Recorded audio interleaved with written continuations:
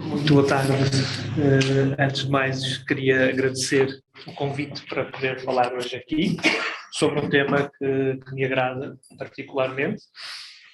E eu começo por fazer só uma pequena ressalva relativamente ao título da minha comunicação.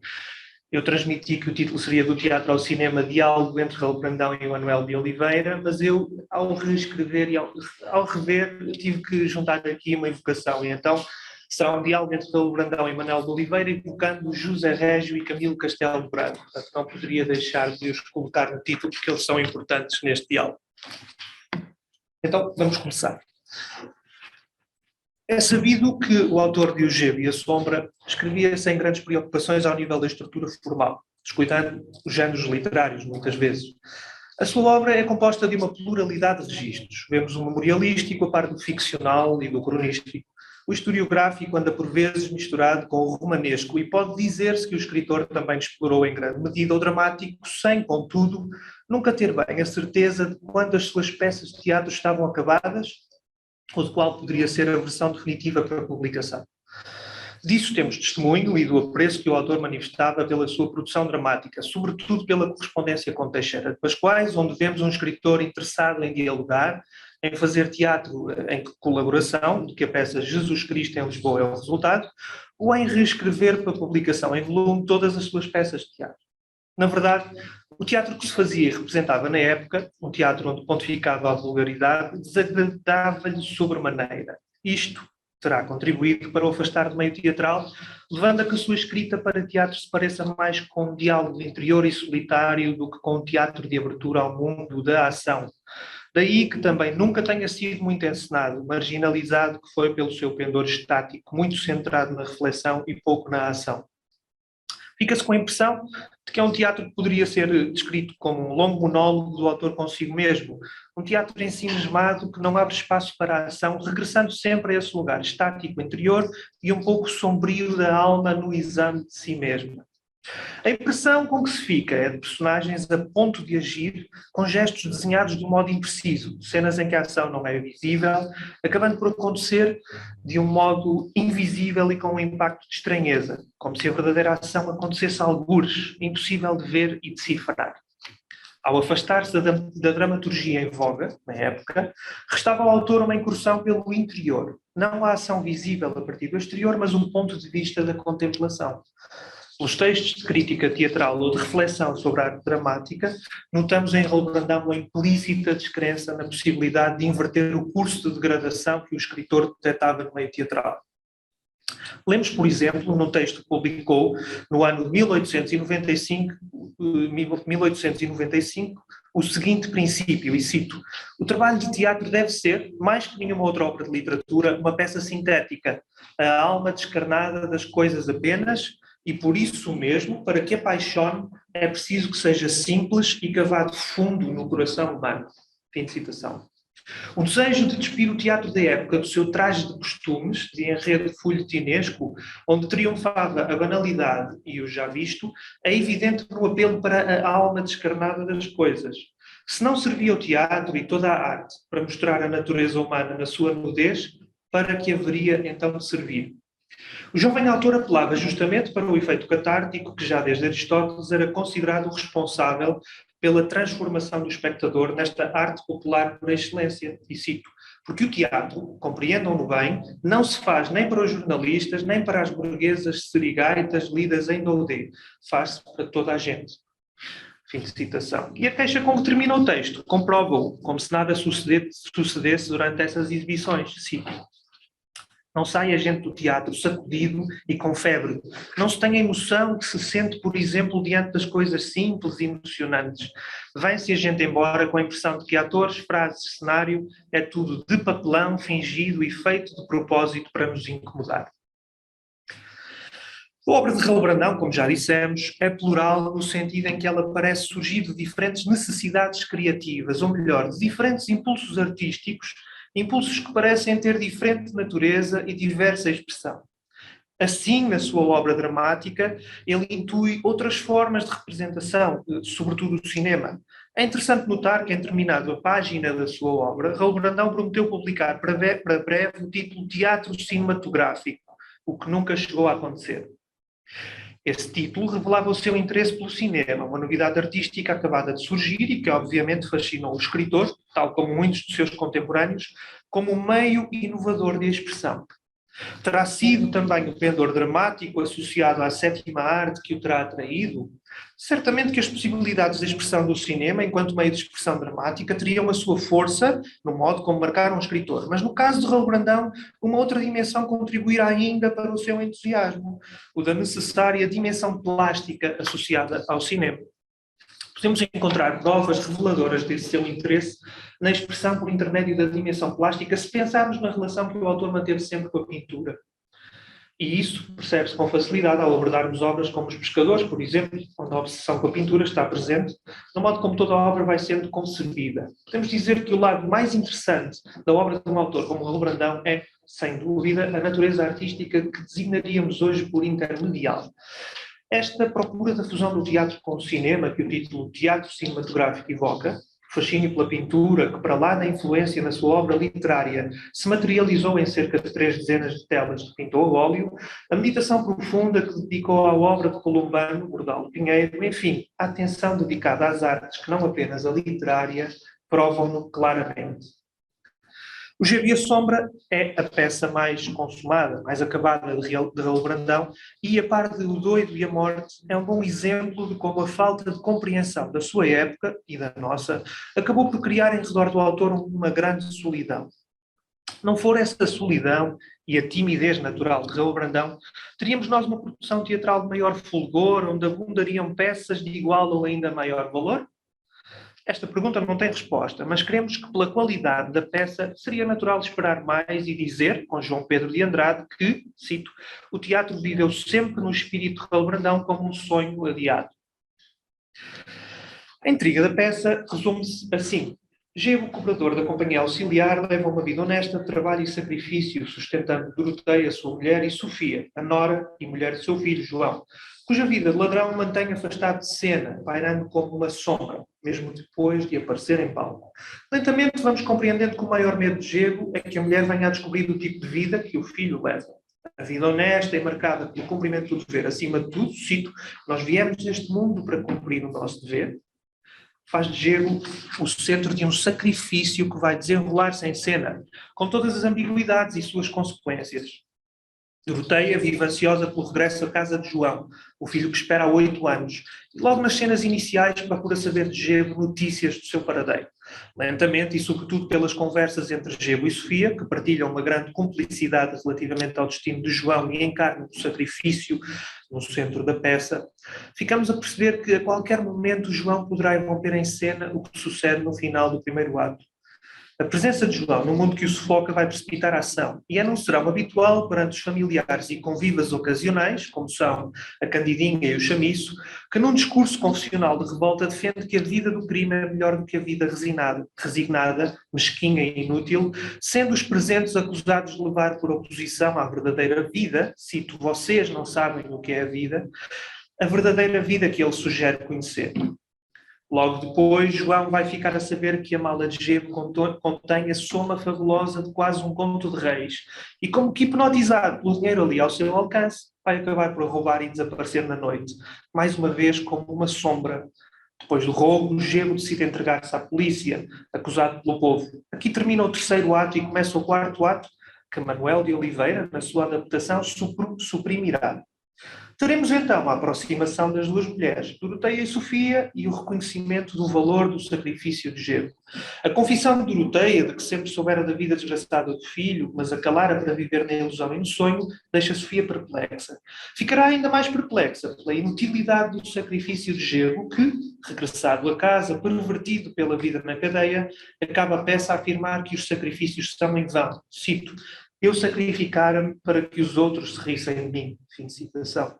E sai com o filho para ir beber e, quem sabe, roubar, sugerindo que a vida de crime, monstruosa e desgraçada, levara a melhor sobre a vida de abnegação e de sacrifício.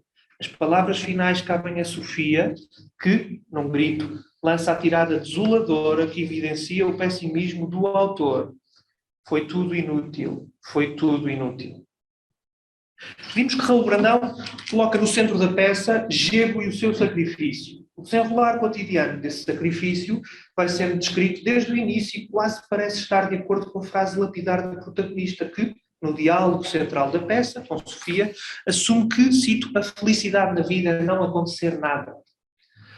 Mas o que acontece fora de cena, fora de campo, diremos, ao falar da adaptação cinematográfica, é como que o avesso da passividade da cena visível. É quando João regressa que aquilo que até aí parecia um sacrifício vai revelar a farsa escondida na tragédia, sem que nenhuma deixe de ser verdadeira. Uma farsa-tragédia em que Doroteia vive enganada mas feliz, onde Sofia suporta a dor, quer saber a verdade, mas não se atreve, e em que Gebo, ao cabo de um longo suplício, acaba na prisão e, vencido pela degradação, venha juntar-se ao filho numa vida de ladrão. A transformação de Gebo vai tomando conta de cena e confundindo-nos sempre cada vez mais, pois o homem que antes de assumir o roubo do filho e ir parar à cadeia é o mesmo que começa por dizer coisas como, cito, temos cumprido a vida, temos cumprido o nosso dever, resta saber se a gente vem a este mundo para ser feliz. Ou, eu não posso ser senão isto, e sabe Deus à custa do sofrimento.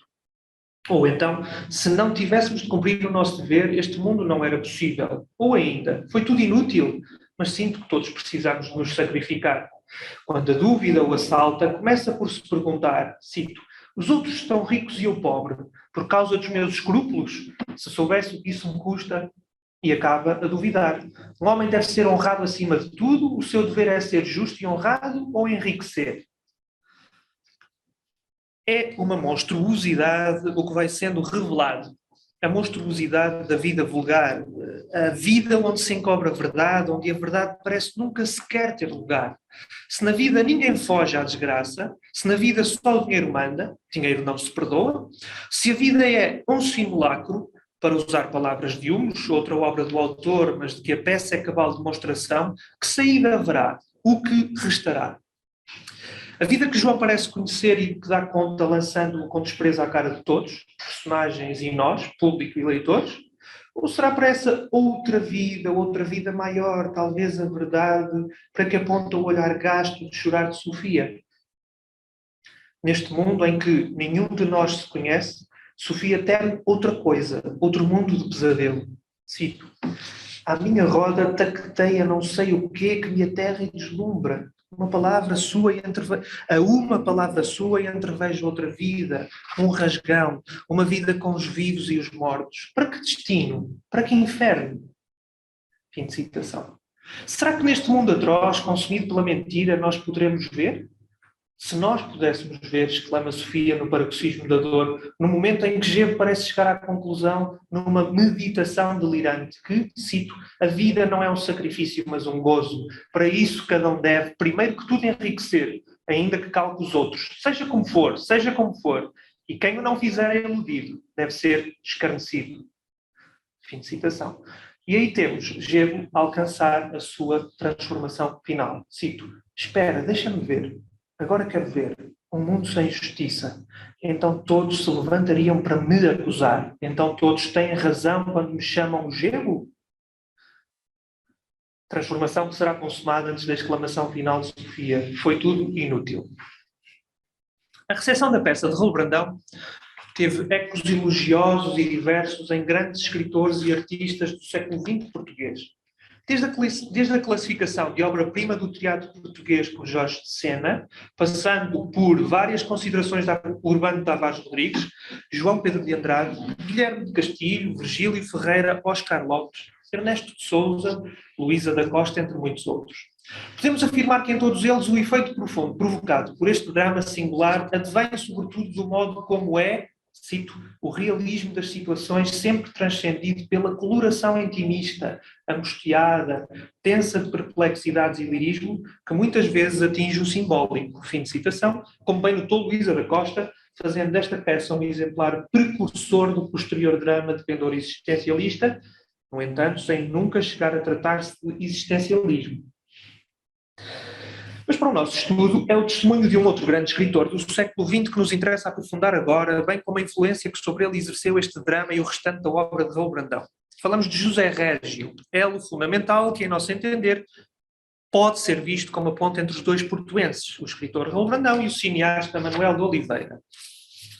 A influência que José Régio teve sobre Manuel de Oliveira foi profunda e decisiva, principalmente se pensarmos no que à relação com a literatura se refere.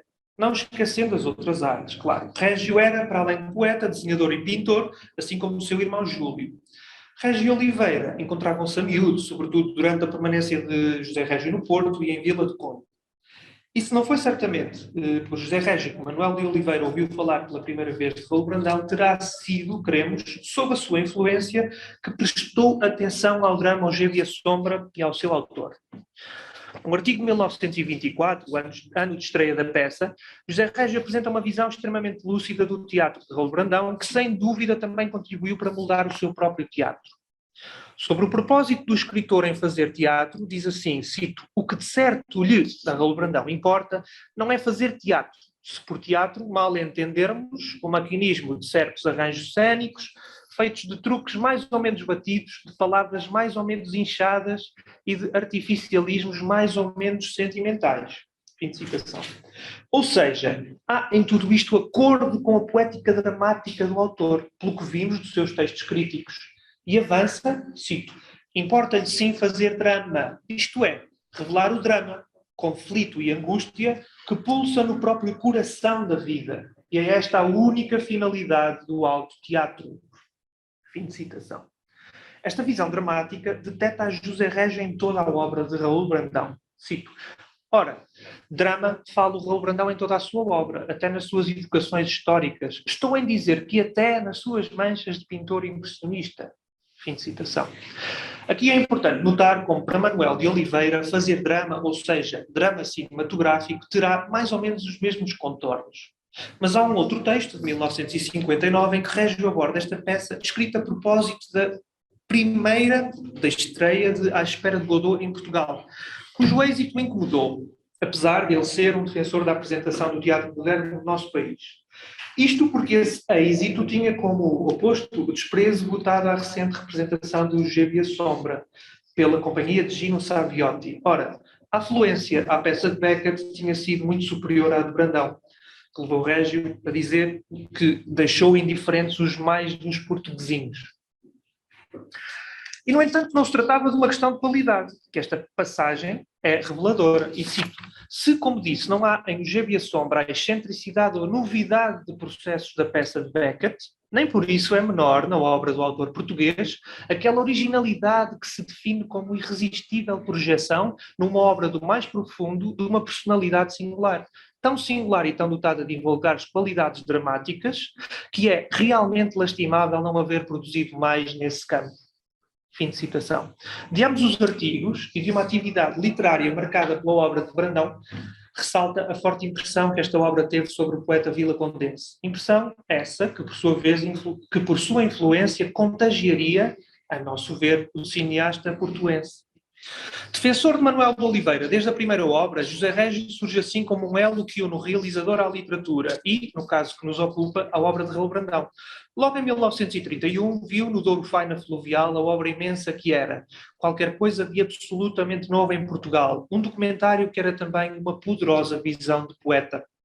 Após uma primeira exibição particular da obra, ainda numa versão provisória, Régio não hesita em afirmar na revista Presença que, cito, todo o filme respira uma poesia que se não dirige a qualquer nosso banal pendor sentimentalista, mas ao que de mais íntimo há na nossa humanidade e no nosso sentido estético.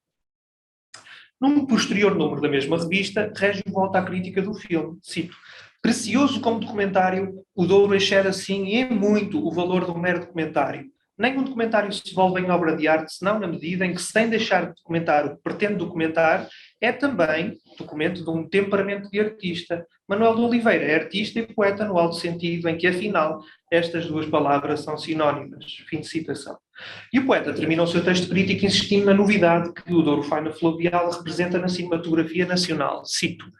Conseguir boas imagens e boa montagem segundo processos mais ou menos conhecidos em mira a efeitos de agrado mais ou menos seguro é, talvez relativamente fácil, porque é questão de aprendizagem e de experiência. Mas o que já deixa de ser matéria de aprendizagem para ser manifestação de uma vocação própria é conseguir criar esse halo poético e transmitir essa vibração humana que revelam realmente um artista, tão artista como o mais sincero cultor de outra arte, o realizador de um filme. E eis entre nós a grande novidade do Douro, ser uma obra de arte. Fim de citação.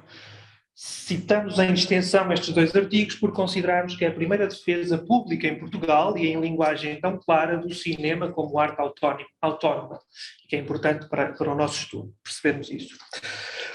Quando nos anos 20 e 30 do século XX se discutia a especificidade cinematográfica, Manuel de Oliveira era um defensor dessa especificidade, face àqueles que não atribuíam independência ao cinema, ou seja, fazendo dele mero teatro filmado. Para um olhar desprevenido, a adaptação de O Gelo e a Sombra entraria em contradição com esta posição do autor, já que Oliveira se propõe filmar precisamente uma peça de teatro. Mas aqui devemos ter em conta a singularidade deste cineasta e o modo como aborda a literatura, o documento literário. A Manuel Oliveira não o interessava filmar uma peça de teatro para a levar em diferido ao espectador, mas sim filmar uma obra literária, histórica, com o seu conteúdo literal e espiritual respeitado na integralidade e vertido em cinema, de modo a transpor para um meio distinto a vida de uma obra de arte, com o que ela tem de vida e a anima. Natural se torna procurarmos aproximar a obra de Raul Brandão da de Manuel de Oliveira, tanto pela adaptação que o cineasta faz de O Gelo e a Sombra, como ainda pela atenção partilhada em ambos aos diversos modos pelos quais surge um ato artístico. Sabemos que Manuel de Oliveira, para Manuel de Oliveira o cinema era como que uma síntese das artes, uma arte que convocava todas as outras, alimentando-se delas, convivendo com elas e bebendo delas. A certa altura da sua longa carreira enquanto cineasta, Oliveira lançou-se numa reflexão muito profunda sobre o caráter da criação literária e construiu um modo muito particular de adaptação cinematográfica da obra literária.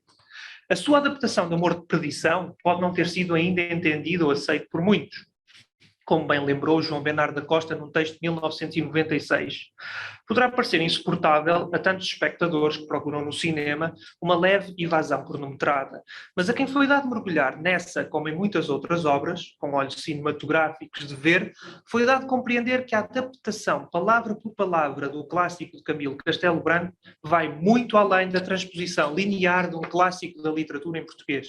O que se passa nesse filme é do domínio do reviver, isto é, dar nova vida, vida cinematográfica, entenda-se, a uma obra literária. Ou seja, fazer cinema a partir da literatura, respeitando a obra original e sendo levado pela mão do escritor, palavra por palavra, ao interior do ato literário. Diz assim João Bernardo da Costa no mesmo texto, cito: tradicionalmente, o chamado cinema de ficção, quando tomou como ponto de partida uma ficção literária, adaptou-a, como se escreve nos genéricos, ou seja, melhor ou pior, adotou-a, transformou a história, contada por palavras, numa história contada por imagens, dispensando ou omitindo tudo, ou quase tudo, o que era de mais difícil equivalência visual. Mas, com o Amor de Perdição, Manuel de Oliveira ultrapassou esse modo de proceder, o que não anula esse modo, como é óbvio. Afirma Bernardo da Costa, cito: creio que Oliveira resolveu o problema não só porque teve a coragem de usar um filme de muitas horas, como porque refletiu a partir das várias adaptações de peças teatrais que já havia feito. Ato da Primavera, o Passado e o Presente, Benilde ou Virgem Mãe. Uma peça de teatro, ao contrário de um romance, os diálogos são a forma dominantíssima da expressão das personagens e dos sentidos dos seus atos. Mas num romance não há apenas diálogos. Fim de citação. Mas a opção de Oliveira passou por adaptar todo o romance e, cito, deste modo se reconstituiu quase todo o texto de Camilo, que é o primeiro filme literalmente textual, sem que Amor de Perdição seja alguma vez um filme literário. Fim de citação. E aqui o realizador serviu-se do poder evocador do cinema, poder que é de evocação e de reconstituição das outras artes. Como arte sintética que é, pode congregar outras artes em função de uma obra total. Cito: Amor de Perdição é simultaneamente e ao mesmo nível pintura, quadros que nos dão a imagem visual que o livro não pode dar, e narração romanesca, pela sucessão temporal desses quadros e dessa ação e pelo encadeamento entre eles. Mas como o olhar da câmara, o olhar que tudo comanda, como é aos movimentos ou fixidez da câmara ou dos personagens que é confiado o movimento radical, Pintura, teatro e romance subsomem-se na totalidade do cinema, única arte capaz de assim as transfigurar e de assim as elevar à síntese total. Fim de citação. E foi o que Manuel de Oliveira fez em 1978, ou seja, pegou numa obra clássica das letras em português, publicada em 1862, e deu-lhe mais de 100 anos depois uma nova vida na sua integralidade. Em 2012, na sua última longa-metragem, Manuel de Oliveira estava prestes a despedir-se do cinema, homenageando Raul Brandão, ao transpor para essa outra língua ou linguagem, como se queira, ou seja, o cinema, a peça de teatro O Gelo e a Sombra. Um equivalente da cena estática e contemplativa de Raul Brandão, encontramos-lo então um certo olhar estático da Câmara de Manuel de Oliveira, e das obras de ambos parece chegar-nos uma imagem que é ao mesmo tempo reflexão literal e metafórica, isto é, uma imagem que reflete e representa e que por isso é também ela pensamento. Na verdade, a única coisa estática, ou que tende a sê-lo no cinema de Manuel de Oliveira, são os planos, ou seja, a câmara, o olhar. E para quem, como ele, procurou sempre desaparecer nos seus filmes, o que nos chega é um olhar cinematográfico mais objetivo possível. É o plano e não o cinema que procuram ser estáticos. Mas quem for capaz de compreender o plano do cinema de Manuel de Oliveira vai poder passar a contemplar, porque o cinema é sobretudo um ato de contemplação, uma outra dimensão de descoberta, diríamos até de descoberta vertiginosa. O mesmo se passa com a palavra dramática de Raul Brandão. Em O Gelo e a Sombra, é pelo facto de a ação ser subtraída à cena que ela ganha em profundidade, numa proporção tão grande que quando invade a cena, na personagem de João, a sombra, ela transtorna toda a estabilidade até aí apresentada. O aparente equilíbrio em que até esse momento se vivia vai desmoronar-se de um modo tão completo, diríamos igualmente vertiginoso, sobretudo no sentido moral, que nada vai restar da estabilidade passada. Só uma palavra segura, estável, contempladora, capaz de ver e dar a ver, e aqui falamos da dimensão que tanto encantou outros escritores, é que poderia ser capaz de arrancar uma visão à agitação do mundo. O plano a que muitos se referiram como metafísico não é na peça de Raul Brandão um plano que apareça do nada, como se deuses ex machina viessem iluminar o que o espectador não pode ver por si. Nem, muito menos, um plano abstrato de que o autor lança a mão como um efeito para justificar ações ou gestos. Não. É um plano que já está nos seres e nas coisas, que já vive desde sempre no coração da vida, na bela expressão de Régio. Mas só um invulgar escritor o pode revelar, desentranhando-o da realidade, dando-o a ver como uma revelação. No filme de Oliveira, essa revelação vai tão longe que da imagem cinematográfica, da fotografia que a conforma, o cineasta chega a fazer pintura. Uma pintura que evoca os ambientes pictóricos que nos chegam a lembrar a obra de Columbano Bordal Pinheiro, o amigo pintor que Raul Brandão tanto admirava. Mas essa é uma evocação que nos levaria a outros lugares, que não cabem neste breve estudo. Fiquemos por aqui, contemplando o gesto feliz com que Manuel de Oliveira convoca o imaginário poético desses dois artistas tão grandes, desses artistas irmãos. Obrigado.